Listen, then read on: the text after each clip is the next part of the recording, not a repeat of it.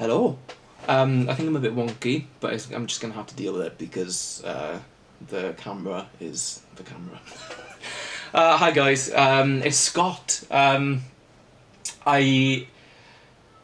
know I haven't done videos since October, November time, and I'm really gutted about that because I really wanted to do the step-by-step how I'm getting better videos, and it's not because I ignored everybody and I'm sort of got disenfranchised and whatever. It's because I got my phone stolen in London when I went to visit in November.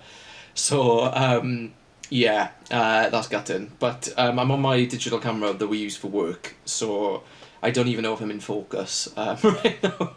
But you know, my phone that I'm currently using has got no sound, so I can't use that. So I'm really sorry that I haven't updated everyone. I know there's been so many people that have commented on my YouTube channel and sent me messages and have gone on my Instagram, which has been updated since I finished chemo. So if you want to go on there and have a look, that it's Scott James Dale on Instagram. But yeah, I'm really happy to be doing this video today. It's the 8th of April, which means that it is a full year to the day that I was diagnosed with stage 3 high-grade Hodgkin's Lymphoma, stage 3 cancer, blood cancer, all the rest of it. I can't really believe it's been a year. Like, it's just, I can and I can't. It's just the time has gone so quickly. But at the same time, I can't remember any of it. So when I went into this and I said, you know, the reason why I wanted to do it was because I wanted to document it, and I've heard that, you know, it's all a blur. It really is a blur. I feel like I'm in a different life now, and I'm really grateful for where I am. I probably look quite different from when I last did a video. In fact, I know I do. So yeah, I thought I'd update everyone with how everything is. I don't get my new phone until the end of May, because that's when my contract ends. So yeah, I'm currently sipping a beer Moretti, if you want to know.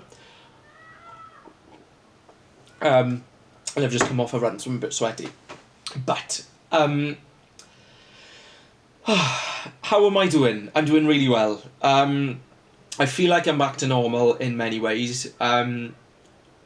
It isn't as easy as I thought it was going to be, the sort of transition from chemo to not chemo to normality, and it's mainly personal issues. It's mainly like in my own head. It's mainly anxiety and body confidence issues, I suppose. I've never been someone that hasn't been confident in my body, and I wouldn't say that I'm not confident in my body. It's just, you know, one of the main things that happened to me during chemo, other than when I was hospitalised and for a week with a collapsed bowel, I gained weight. I knew I would. Like, the chemo, the abvd, that you know, is renowned for it anyway, because it's steroids as well.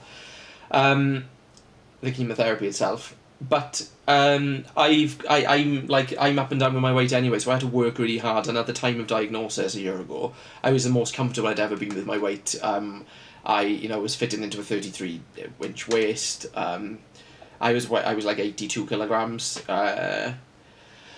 And it's funny because you think that chemotherapy, like, it makes you lose weight, but it doesn't. I sought solace in food eventually, and I just, like, when I was nauseous, more towards the end of chemo, when I really struggled with nausea, I would just eat. I just eat and eat and eat, like, awful foods that isn't good for you but made me feel good. And you know, as my previous videos have suggested, I was vegan. And then went, like, to being the biggest meat eater in the world. I still haven't gone back properly yet. I'm, like, flexitarian, trying to sort it out. But I went up to 102, 104 kilograms. My last weigh-in for chemo was I was just mortified, because I'd managed to skip looking at the weigh, because I asked the nurses not to tell me, but she accidentally told me this time. Yeah, when I found out that I'd gained that much weight, I was just mortified. I knew I had, but I just didn't, want to like, accept it. But I haven't been fitting into any of my clothes. I still am not fitting into most of my clothes. I think I'm like lingering around a 36 waist at the moment. My goal is to get back down to 34. But on the positive side, I am back to where I was running, but the weight isn't coming off as much as I would like. It is. They do say that metabolism changes after chemotherapy, and I understand that. And I am eating well. I am having like a pizza a week, man. But I'm running sort of like over 12 miles a week. Usually like 20, but I like set my goal as 12, and I'm hoping that it's going to come off. I'm noticing the changes, but I'm not there yet. So that's like my biggest goal. I have a mullet. Well, I'm starting the beginning stages of a mullet, so I'm looking forward to that. My hair's obviously back, my beard's back, and I've been thrown into business stuff basically for the last few months because obviously cost of living crisis. Woo. We've needed to really work, and I wasn't able to do it. We basically had a year of not like getting an income in the way that we would like. So we've like been all systems go, not having any breaks and stuff. So I'm a bit tired. But yeah, it's been a bit of a sort of turbulent few months really. I mean, when I finished chemo in October on October the 20th, I was fine, absolutely fine. Then we went up to London just before Christmas. The plan was to drive. My mother was living in London at the time, but the plan was to drive back with them, so they would come and stay with us. And my mother and her housemate got COVID whilst we were there. We didn't though, and I just had my third booster, and or my booster, and then about 2 days after coming back, I tested positive for the PCR, and none of my lateral flows were saying that I was positive, but I went for PCR because I wasn't well. And then I got the positive. It wasn't until the day that my PCR came back that my laterals were showing positive, and this was like the 23rd of December. And then on Christmas Eve, I had a phone call from the NHS saying that they need to send me these antivirals called monoclonal.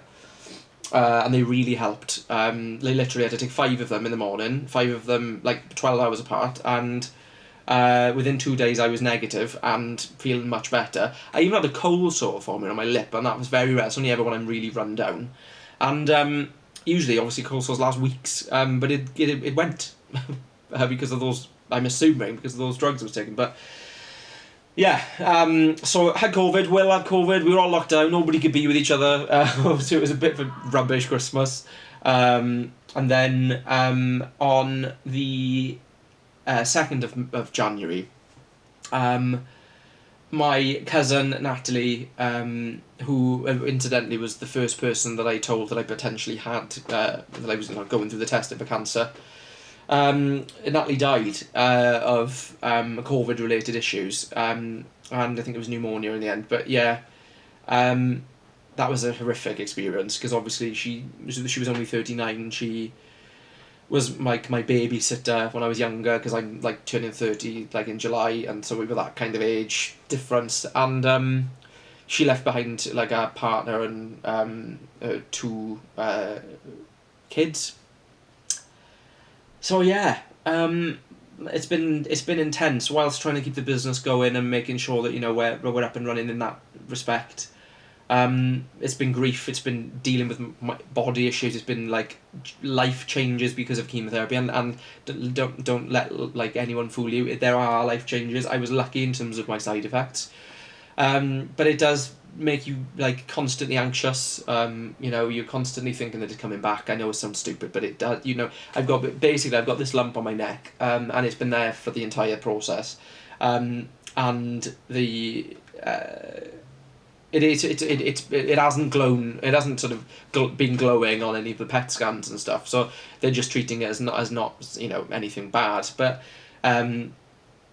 the issue is it's there. So it means that every now and again I get a bit panicky, and yeah, it just keeps you on your toes basically. In terms of the actual process after chemo, I was told after 3 weeks after finishing it I was going to have my results, and then when I eventually got the phone call, they told me that it would take 8 weeks, and I just wouldn't. I just wasn't going to have that. Like, it just wasn't going to happen. I needed to know. I felt like I was in that limbo between when I was before I found out I had cancer. Excuse me. And I just said to my nurse, I said, like, I need to know. Like, there's no way I can live for 8 weeks, like in the run up to Christmas, not knowing. And fair play to her, she spoke to the one of the guys on the ward, and they give me a kind of analysis before I had my meeting, and it was full metabolic remission, which is great, fantastic. I was overjoyed. But then I actually haven't ever met my consultant. The system is so bad in Wales at the moment. The NHS is so bogged down. They're like, my first appointment after finishing chemo in October was in February. I waited for 2 hours before my appointment because it was delayed, and then when I went in, I must have been in there for like 5 minutes, and they didn't do any examinations, nothing, or scans, nothing, and you just get asked if you're okay, and of course I was, but it is quite like worrying. I know I've got to do that again now in June. That's coming through. So, I'll just keep having my regular updates. And I'm feeling fine, health-wise, and mentality-wise. So yeah, I'm just going to get on with it, keep going with it, and being positive like I have been, which I don't find difficult. So yeah, that's that when it comes to the cancer. I suppose for now, I just wanted to say and touch base with everyone, because everybody's been asking me about where I've been. And how I am, and I've even got singing videos on YouTube, and I've looked on those, and people have even commented on the comments on those, which were for a TV show back in 2018. Like, there's like a whole conversation about the fact that I've got cancer. Like, how is he now? So yeah, I'm well. I'm really grateful to be with my family and friends now in Wales. I can't believe I've managed to move to Wales, and it's just all a blur.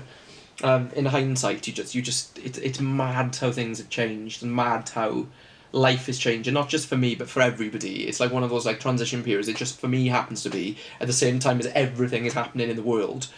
But yeah, I'm doing well, and I hope to have regular updates happening soon when I get my phone, obviously. And I'm having lots of messages on Instagram, and they're going into my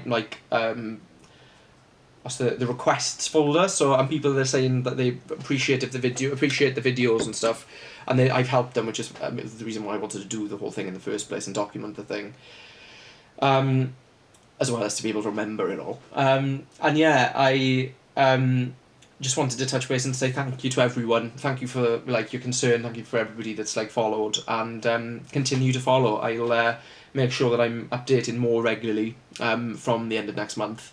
And that's that. I'm doing well. I've got things to work on, as we all have. But yeah, a year since I was diagnosed with cancer, and now I'm like living my life normally again. Stage 3 cancer. You think, oh my god, and it is awful. But you come out the other side, and you think, do you know what? It's a learning process. You learn a lot about yourself, and I don't want to sound like really wanky, sorry, but it's just true. Like, I feel like an adult. I mean, I've even got grey hairs, and I'm blaming that on chemo. I did not have as many grey hairs as I did when I started. Also, my curls aren't like fully there yet. There's like a level of tameness to my hair that I'm not used to, but I can feel it coming back. It's getting better and better. As obviously, my curls are the most important thing about it all. But yeah, thank you guys, and stay tuned, and hopefully I can update more often soon. Bye.